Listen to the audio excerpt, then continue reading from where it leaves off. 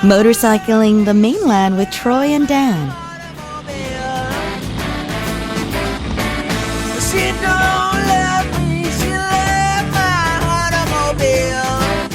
And at long last, these two guys have made it to Seoul. Good morning. Good morning. All right, can we have each of you guys introduce yourselves? I'm Dan Nabben. I live in Jeju. I'm from Canada, and I've been in Jeju for 8 years. Fantastic. My name's Troy, and I am... One more time? Jeju. Well, let's try that again. Hello, good morning. My name's Troy. I've been in Jeju for 5 years, and I'm a teacher down there, and I'm Canadian also. Fantastic. And you guys love living down there, right? Love it, We do. Lisa. What's some of the most fantastic things about the perks of Jeju? Perks of Jeju. Beaches, mountains, caves, islands off the island, the people, the community, the food, everything. Vibes. What is not great about Jeju? You're not there. That's the problem. There you go.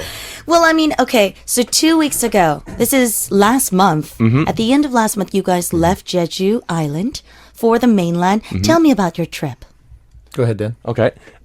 We took the ferry from Jeju to Wando, and then from there, every day we would decide, we would plan out 1 day's worth of traveling. We would take not main roads, county roads, and we'd make our way, in the beginning we made our way east to Yeosu, and then we made our way to Geoje, and then we went up to Daegu, and then we went up to Andong, and then to the coast, and inside and outside and all over, and we ended up in Seoul.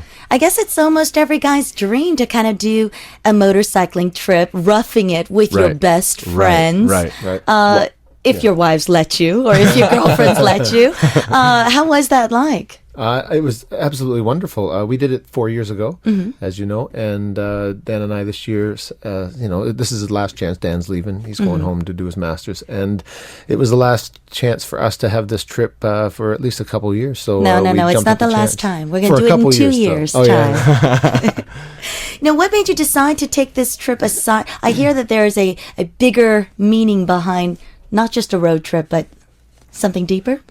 Well, it became something deeper on the first day, thanks to a certain individual sitting across the table here. It became a pledge, a ride for charity. Ride around the mainland and make it to Seoul, and we and a lot of people pitched in a lot of money to help the Jeju Furey charity. Right. I'd like to talk a little bit about this charity because actually I came to know about it earlier this year, and I am heavily devoted to this cause now, because there's also a very sweet story behind how it got started.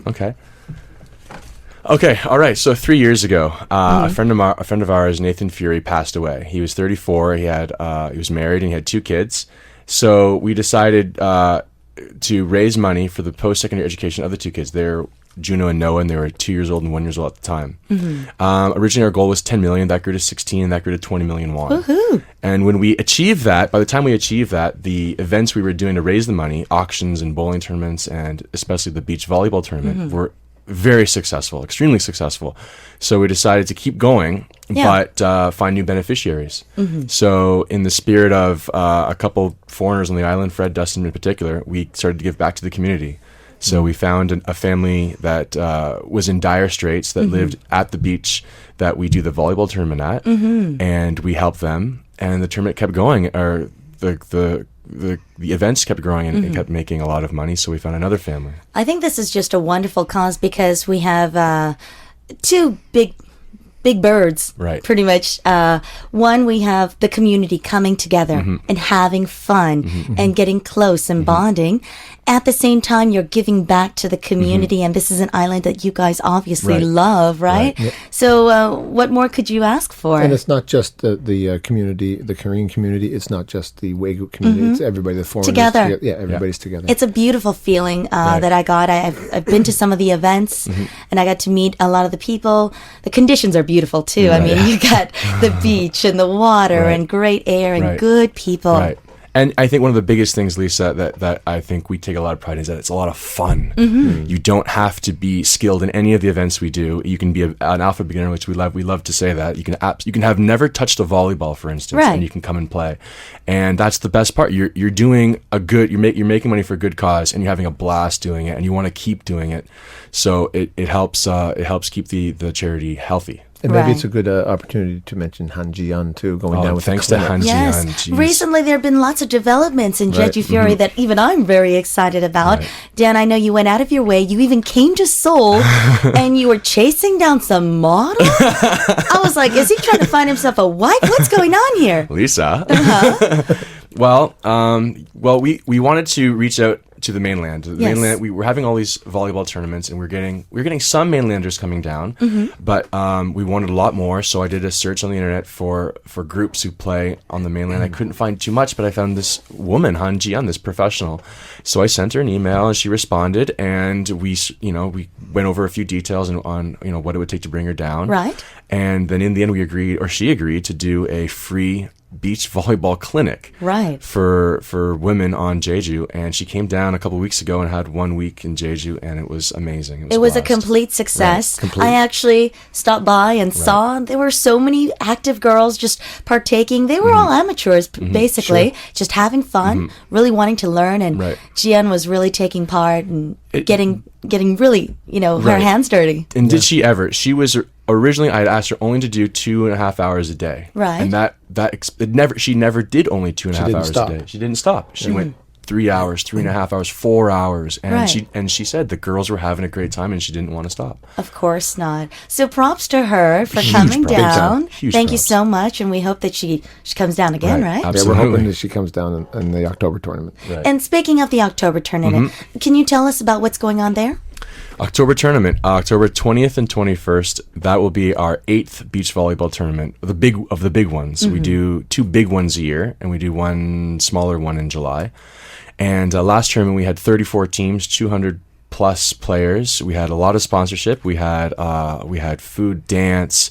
We had a lot of players who'd never touched the ball before. We had half women, half men. Every team has to have 3 and 3. And we had 30% Korean participation, 70% foreigner participation. We had some mainlanders come down. So it's not just for pros. Not at all. No. Right. So it's for everyone out there, whether you're Korean or foreign. You're all welcome to partake. Absolutely. Now, if they do want to get some more information or partake, what do they have to do? Probably the best thing to do is the website, jejufury.weebly.com. Can you spell Furey? Sure. It's Furey, F-U-R-E-Y, and Weebly, W-E-E-B-L-Y. All right, fantastic. I'm looking forward to that, and actually it seems like a lot of people are. I got a message over the weekend from Brady Perron. It says, come to Jeju. Hi, Lisa, I've been on Jeju for 2 years, and I've been part of lots of Jeju Furey events.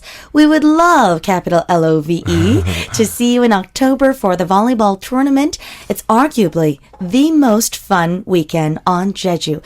Please join us. We'd love to see you and your team. Take care, Brady. What do you think? I think he's right on the money, except for the arguably part. Yeah, we don't argue that it's the best weekend on Jeju. Well, I've got my own piece of big news. Arirang Radio is going down to Jeju Island for the October tournament. Wow, nice. That's awesome. I will be hosting our program there. We're also going to be taking some artists down there and having a concert on top of all the fun. And hopefully we'll have Arirang TV as well covering the event. So it's going to be a big, massive party. Lots of good fun in the sun. Right. And is the weather fairly decent? We're thinking October 2021. Is it going to be cold? No.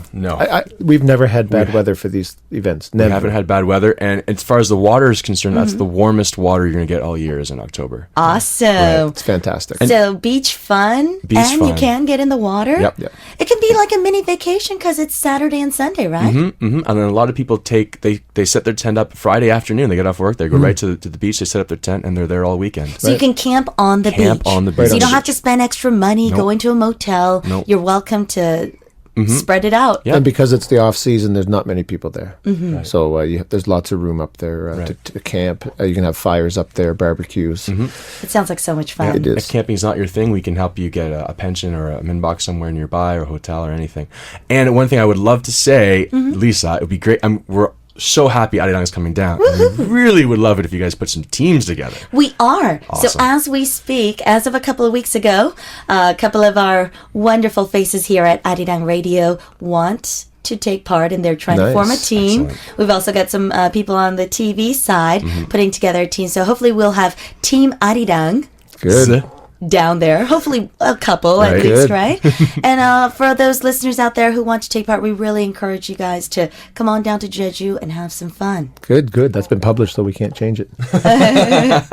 Now, I'd like to also add, if anyone would like to make any pledges or donations to Jeju Furey, how can they go about doing that? Well, they can send an email to jejufurey@gmail.com, and there's a bank account number, Korean Exchange Bank, 620-186-755-421. Fantastic. We're going to go to a music break, and when we come back, we are Travelbug, and you guys did a fantastic motor trip. We did. Right here in Korea with no itinerary, with one paper map, I believe. Right. And so we'd like to talk about some of the ups and downs of your experience on the road. Here's Lenny Kravitz with Always on the Run. This is Arirang Radio. We've got Troy MacLellan and Dan Nabben here in the studio. These two guys left Jeju Island 2 weeks ago, made it through the mainland, and survived the trip. Made it here to our studios this morning. Now, I want to talk about the travel aspect of it. Now, you guys were riding for charity, but at the same time, you didn't take any major roads, no highways. No. How did you travel? On our map, we have 3 or 4 types of roads, but we stuck to the green roads and the orange roads because they weren't high traffic areas. Right. Some of them were, I don't want to say, they local were roads? Local roads, and they were a little bit imperfect. But isn't that the fun of getting on your motorcycle and making that kind of trip? You don't want to sit on the highway and look at a bunch of cars. Right. And especially on a motorcycle turning. I mean, that's where the fun is, to turn and try to get as low as you can, as fast as... And you can do this not only on a motorcycle, but I know lots of people with their bikes do these trips cross-country. Now, what are you seeing this entire time? What's the view like? We saw everything. We saw all kinds of different landscapes. So we saw a lot of coastline. We saw a lot of mountains. We saw a lot of farmlands and crops. We went through you name the food, the produce, and we went through that part of Korea. So we saw apple orchards and lots of rice and peaches. We saw everything. Apples. First time I'd seen apples in Korea. First time I'd seen peaches ever. Garlic, onions. First time I saw a peach tree. Right. You'd start your own organic farm after that. We almost did, Lisa. Yeah. And it's I guess it was surprising, not this time, but the first time we went 4 years ago, it's surprising to see the landscape of Korea. Right. Because in Jeju, we have the little Orums and the one big mountain. And then me personally, when I came to Korea, I think of the mainland as cities.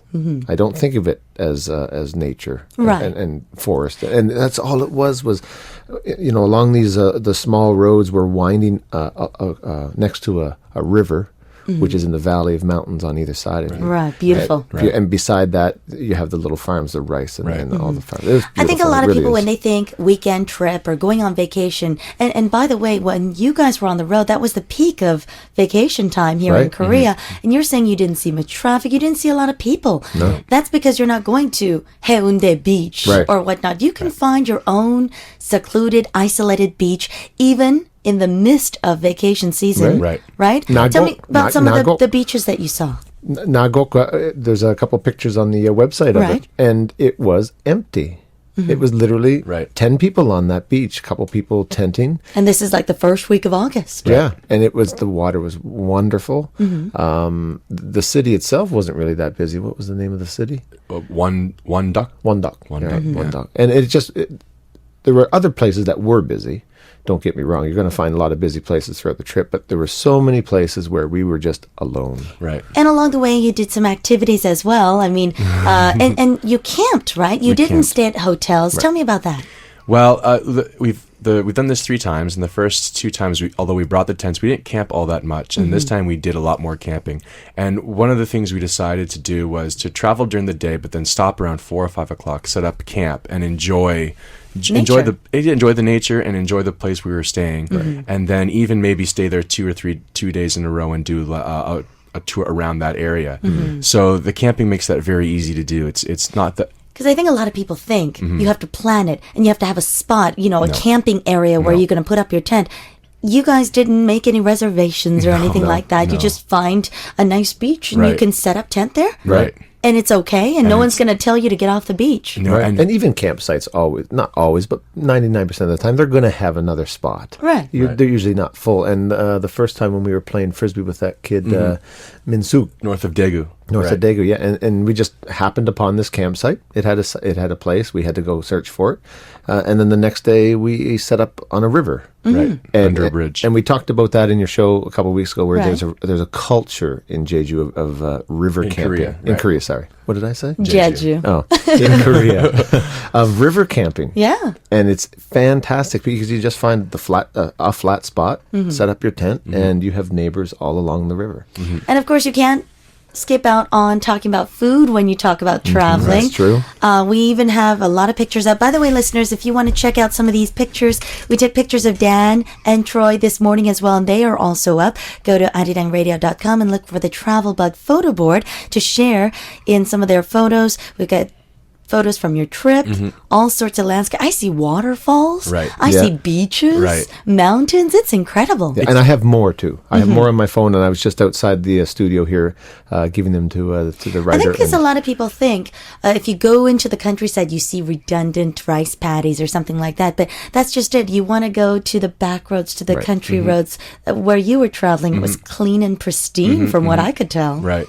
I think one of those rice fields are a great thing, I think, because if you had, like back home where I'm from, if you have a lot of corn and a lot of wheat, when you have that, you can't see much because they're so tall. Right. These rice paddies let you see the entire valley, see the rivers, see the other fields, see the other little villages and little houses, and it's so green. On the map, the road is green, but in real life, it's just green. It's green, green, green. It's a secret. The mainland, the non-city part of the mainland, I think, is one huge, big travel secret. Right. And for those people out there who want to see more of Korea, or maybe feeling a little daunted about trying out a trip because, hey, I don't speak Korean. If I go, will I get lost, or will people be? It's a little, I guess, burdensome when you think about the fact that you can't speak the language and you're going to go travel. That's not a concern, is it? It is and it isn't. I mean, it depends on who you encounter. Because from the phone calls I had with you, you said everyone's so friendly and willing to help. And accommodating. You don't need to know much. They don't need to know much English, and you don't need to know much Korean to figure out what you need if you're missing something, if you're lost or whatever. And they're not only do you not need it, but they'll make the effort, whatever effort it takes, to help you out. We never really felt. We stumbled through conversations. Me more than you.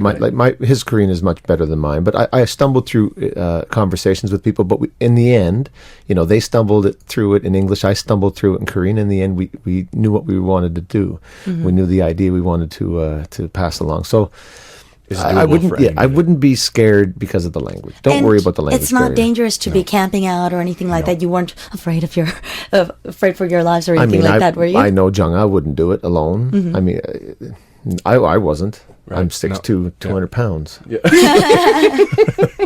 And I mean, these guys didn't have like all this gear or fancy equipment. No. You guys just went on your motorbikes with a tent and a backpack. Right. We are anything but motorheads. We don't know any of the parts. We couldn't fix our own bikes for the life of us. We just ride them, and then we enjoy that, and that's about it. Otherwise, we wear sandals and shorts and t-shirts when we ride. But I wouldn't say we just had a knapsack and a tent. I have 2 coolers and then a big wrap and an extra bag and a chair and the tent. Like it's because you got your needs. A little bit. Yeah, we got needs, right? And it is a little bit. So I had a 125cc the first 2 trips, and this year I bought a 250cc, and it's not, the difference is night and day. Like I'd be struggling up hills because it's got to be 50, 60 pounds on the back of the bike, if not more. So. Right.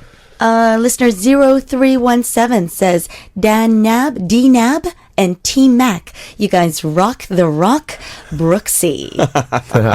And that's Thanks, rock Elizabeth. the R-O-K, right? Thank also, you, Elizabeth. we don't have too much time, but I want to talk about what you guys did when you reached Seoul. There was a group of people who really put together a wonderful event for you guys. That's right. Lisa, you started, you got this whole thing going. You did an incredible amount of work, and we really appreciate it. Not me, the players. Okay. And Lisa. No, and George Dearman from Volleyball in Korea and his crew put together a volleyball tournament. Yes. And we played on a Saturday, and it was a blast. We had such a good time. Very successful. Very successful. And raised some good money for the children. 250,000 won, I right? believe. Which brings me to my donations. I've got an envelope here. Change and bills. A lot of this was collected right here from our Arirang staff, our writers, producers, engineers, reporters, and guests, and of course, production companies. I went around taking donations from all over. We even have donations that came in from America. Right. Nice. Okay, so and I'm not going to disclose the exact amount, but it was very successful. I'm going to hand this off to Dan. Thank you very much, Lisa. Hopefully we'll be able to do this sort of event again real soon. I want to give you guys a chance to talk about the October dates and participation, and if you want to get involved. Right. The Jeju Furey BVB 8 will be October 20th and 21st in Jeju at Iho Beach. If you're coming from the mainland, get your tickets now. There's no risk. And Iho Beach is a small but beautiful beach, which is the closest beach to the airport. Just about 10 minutes ride, right? That's right. Right. Okay. And if you want to get involved in Furey or you want to make some donations, go to the website, jejufurey, Furey.weebly, weebly.com. And like Lisa set the example this past week, you don't need much time to help out for charity. Of course not. You just put your mind to it, and you can get a lot done, raise a lot of money in no time. And it doesn't have to be monetary. It can, every dollar counts, of course. So it can just be $1, but you can also bake some cookies. Right. We could go on and on donate about your the volunteers down at the down in Jeju that help out these tournaments. Like you said, people cook, people donate time, money, their talents. Sweat. Right. So please. Tell us about yourself and get involved. Of course, we talk to Troy every week, and if there's any sort of event happening, he tells us about it. So listen for that. I'm going to give you each a moment to make some shout outs or wrap up any. I know your wife is probably missing you a lot, Troy. I cannot wait to get home tomorrow. I cannot wait. I miss her very much, and I'll see her tomorrow. I do want to do some shout-outs to some of the people that we met over the course of the last 2 weeks. First of all, the lady in Yasu who took us to find a jjimjilbang that was packed, so instead she gave us her house to have showers in the first day. A complete stranger let you shower in her home? Yes. I mean, I can understand letting me shower, but if you have Troy with you, then that's wonderful of her. Yeah, that Thank you. And she wouldn't tell us her name. So the people at the expo who posed for us was really fun. Min Suk, who played frisbee with us. The group of young professionals we met who were celebrating a birthday. The mechanic who fixed Matt's bike, and of course Sidecar. The manager at the kayaking school who let us go up the road 2.5 hours early. Again, I want to shout out to Sidecar. Everybody at the volleyball, especially George, but then you had Sarah, Han-Ji-yeon, Doug, Lauren, Warren, Mark, Luke. I could go on and on. Right. And of course, the big one, you, Lisa Kelley. Lisa Thank Kelley. You so Thank you and of course Sidecar. I'm going to pass the mic to Dan. While you do that, I'm going to do a push-up. Well, for me, it's Troy, Sarah, Lisa Kelley, and Han-Ji-yeon. I'm incredibly in awe of all the work you guys have put in to help Jeju Furey grow, and it's just been amazing. And we're so glad of the future we have for this organization. It's going to get really big, and you guys have put an incredible amount of work into this, and I'm just so happy that we're leaving it in your hands. Beautiful. And as we speak, Troy is doing some push-ups on the floor. That was Dan Nabben and Troy MacLellan right here in the studio. I believe you guys are leaving for Jeju now after the show. Please keep sending in your messages and your support for Jeju Furey and these guys. Job well done. Thank you, Lisa. Thank you, Arirang. Thank you, everybody. That was great. Thank you so much, Arirang. All right. With that, we're going to close up for the hour. Please stick around. Travelbug will return in hour 2. You can show your support through some loving messages and some song requests. Send them in to 013-3366-3535 or the Arirang webpage at arirangradio.com. Look for Travelbug. And of course, check out those beautiful photos. We have those available for you. And we're going to check out with one last song. Here's Pixelot with Here We Go Again. Thank you, Busani FM.